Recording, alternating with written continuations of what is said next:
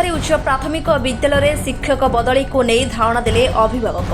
कटक जिला महंगा ब्लॉक आनंदपुर विद्यालय पिलांक उपस्थित अनुसार शिक्षक नहांती आउ जो शिक्षक अछंती सही शिक्षकों को अन्यत्र बदली करा जाउछि। एहिपरि घटना घटिछि आनंदपुर ग्राम पंचायत अवस्थित आनंदपुर प्राथमिक विद्यालय सप्तम श्रेणी थिबा बेले शिक्षक अछंती 5 जन किंतु जनकु बदली करा जाइछि कथा उठुछि। सप्तम श्रेणी रे पाठ पढ़ाइबाकू शिक्षक नहांती। विद्यालयर शिक्षक सत्यव्रत रथ भल पाठ पढ़ाउतले तांको एही विद्यालयରୁ अन्यत्र बदली करा जाइछि। सत्यव्रतଙ୍କ बदली प्रतिवाद रे विद्यालय फाटक सामने अभिभावक माने धारणा रे बसिथिबा देखिबाकू मिलिछि। जे पर्यंत विद्यालयକୁ सत्यव्रतଙ୍କ बदली बातिल न होइछि से पर्यंत धारणा जारी रहबो बोली अभिभावक माने प्रकाश करिछथि। महांगारू दयानिधि संघ report am media 24।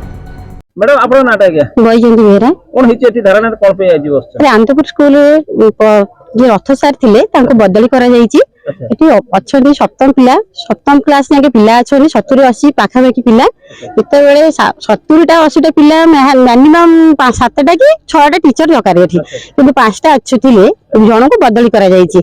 Uh 4 T teacher अछनी पिला जतले हो हा हेले केमिति गोटे रूम रे सब पिला बसी पढिबे कि तांको तो कोन पढिए दरकार नै शिक्षक सिना रहिले पिला पढिबे टीचर न रहिले पिला केमिति पढिबे तांको एटी आउर टीचर दरकार आउर शिक्षक यदि पोस्टिंग होंती अरे पिला आउर भल पढिबे पोस्टिंग न करी बदली करा जाउची।